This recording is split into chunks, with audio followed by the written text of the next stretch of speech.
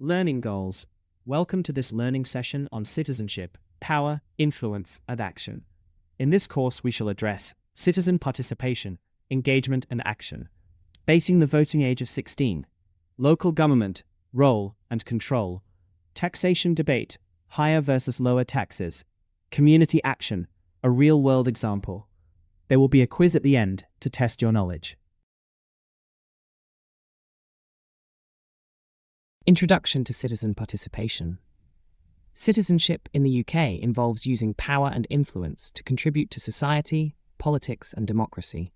This participation is crucial for a healthy democratic system, ensuring that the rule by the people is actively upheld. There are numerous avenues for citizens to engage, ranging from direct action like protests to indirect methods such as voting. These opportunities allow individuals to hold those in power accountable and shape public life, fostering a more responsive and representative government. Opportunities for civic engagement. A healthy democracy thrives on active citizen involvement, which can manifest in several ways. People can engage politically by voting in elections or campaigning for specific local, national, or global issues, directly influencing policy decisions. Beyond formal politics, citizens contribute to their local communities through volunteering for charities, supporting initiatives that improve health, or advocating for justice and equality. For example, becoming a magistrate allows individuals to serve society directly by upholding the law and contributing to the justice system. Barriers to citizen participation. Despite numerous opportunities, several barriers can hinder citizen participation.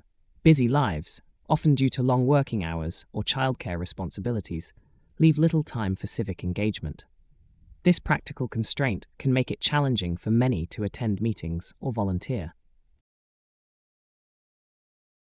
Apathy, or a lack of interest in political and community issues, is another significant barrier, often stemming from a feeling that individual actions make no difference. Furthermore, a lack of awareness about how to exercise power and influence, coupled with concerns about the impact of public positions, can deter potential participants. Direct citizenship action. Direct action involves citizens actively pursuing political goals themselves, often through public demonstrations. This can include organizing or joining campaigns, marches, and protests to voice collective concerns and demand change. Other forms of direct action include boycotting companies or countries to protest their policies or engaging in strikes to advocate for workers' rights. These methods directly challenge existing power structures and aim to achieve immediate, visible impact, as seen in historical movements like the Civil Rights Movement. Indirect action involves influencing politicians to act on behalf of citizens rather than taking direct action themselves. This includes participating in elections by voting for candidates or parties. Indirect action involves influencing politicians to act on behalf of citizens, rather than taking direct action themselves. This includes participating in elections by voting for candidates or parties, or even standing for election as a councillor or member of parliament. Other indirect methods involve joining political parties, engaging in referendums, or lobbying politicians and pressure groups. These groups aim to influence policy on specific causes or interests, working within the established political system to bring about change, such as environmental advocacy groups influencing legislation.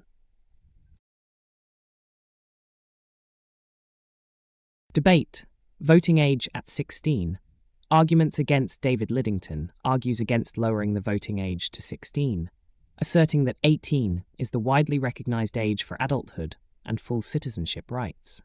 He highlights that only a handful of countries worldwide have a voting age below 18, suggesting that the UK should treat this matter seriously and align with international norms. Lidington points to the previous Labour government's decision to raise the legal age for purchasing items like cigarettes, knives, and fireworks to 18, citing maturity and responsibility. He contends that if young people are deemed not mature enough for these activities, they are also not ready for the full responsibilities of voting. He acknowledges that school councils and youth organisations provide valuable training for democratic responsibility, but emphasises that this training prepares individuals for adult responsibilities they will inherit at 18, not before. Debate: voting age at 16, arguments. For Emily Thornberry advocates for lowering the voting age to 16, arguing that the UK has historically been a leader in expanding the electorate. She highlights that many 16-year-olds already demonstrate significant responsibility, such as caring for relatives, and are legally permitted to undertake activities that foster independent living, like getting married with parental consent in some parts of the UK. Thornberry emphasises the illogical nature of allowing 16-year-olds to pay taxes and engage in certain legal activities, yet denying them the right to vote on issues that directly affect their lives. She points out that voting at 16 is already permitted in some UK elections, such as those in Scotland and Wales, and is supported by a majority of political parties, suggesting a broader consensus for change.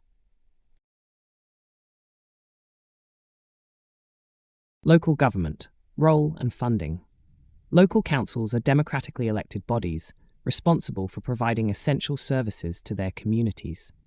They have statutory duties mandated by Parliament, such as education and social care, but also choose to provide additional services based on local needs and priorities. The funding for these services comes from various sources, including government grants, council tax paid by residents, business rates, and charges for specific services. The central government is often the main contributor, giving it significant influence over local spending, which aligns with the economic principle that spending should remain within available resources.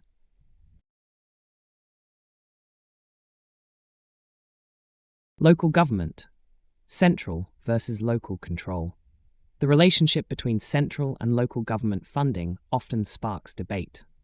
Following the 2008 economic crisis, the UK government implemented austerity measures, leading to significant cuts in grants to local councils. This forced councils to prioritise essential services, make efficiency savings, and cut non-essential projects, arguing that they must operate within their means. Conversely, many argue that local councils, being democratically elected, are best placed to understand and address their community's unique needs. They contend that if central government funding is insufficient, councils should have the autonomy to borrow or raise local taxes, with accountability to their local electorate. This perspective highlights the diverse social and economic structures across the country, where deprived areas often require more investment in essential services than affluent ones, necessitating a needs-based distribution of central grants. Taxation debate. Arguments for higher taxes. Owen Jones argues against reducing taxes, particularly for the wealthy, advocating for a more radical approach to meet Britain's economic needs.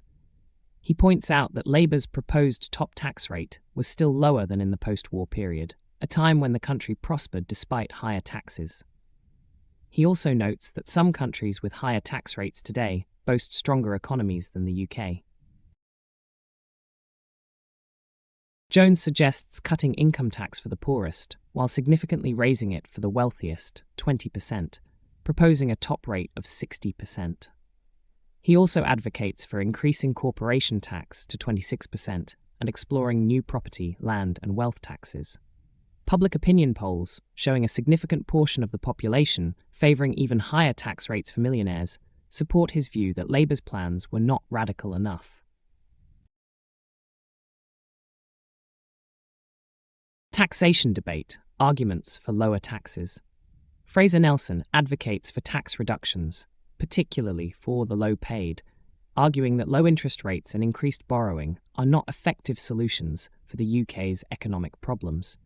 He contends that low interest rates disproportionately benefit the wealthy at the expense of the poor, encouraging inflation that erodes purchasing power and makes home ownership unattainable for young people.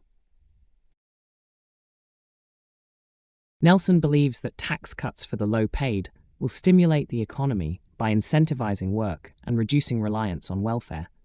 He also supports cutting corporation tax to 15% to enhance British businesses' global competitiveness. This approach, he argues, is the most effective way to foster economic growth and provide targeted assistance where it is most needed. Community action, Jones Wood restoration. Jones Wood, an ancient woodland near Birmingham with over 420 years of documented use, had fallen into neglect for 5 decades. In 2014, local residents formed Friends of Jones Wood to restore the 2.4-hectare, 6-acre protected area, transforming it back into a vibrant community space. Their efforts included fundraising, clearing debris, constructing new paths and bridges, and planting hundreds of trees and bulbs. Significant support came from Jaguar Land Rover, JLR, a major local employer, whose employees volunteered 16 hours annually for charitable work. In 2017, 25 JLR employees dedicated 2 days to help prepare the woods, and JLR also donated £3,000 and a large storage container, demonstrating the power of corporate social responsibility in local community projects.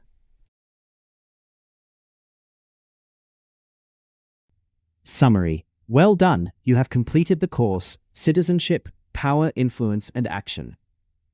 You should now be familiar with citizen participation, engagement and action, debating the voting age of 16, local government, role and control, taxation debate, higher versus lower taxes, community action, a real-world example. Should you need to revisit any of the topics in this course, please use the menu at the bottom of the screen.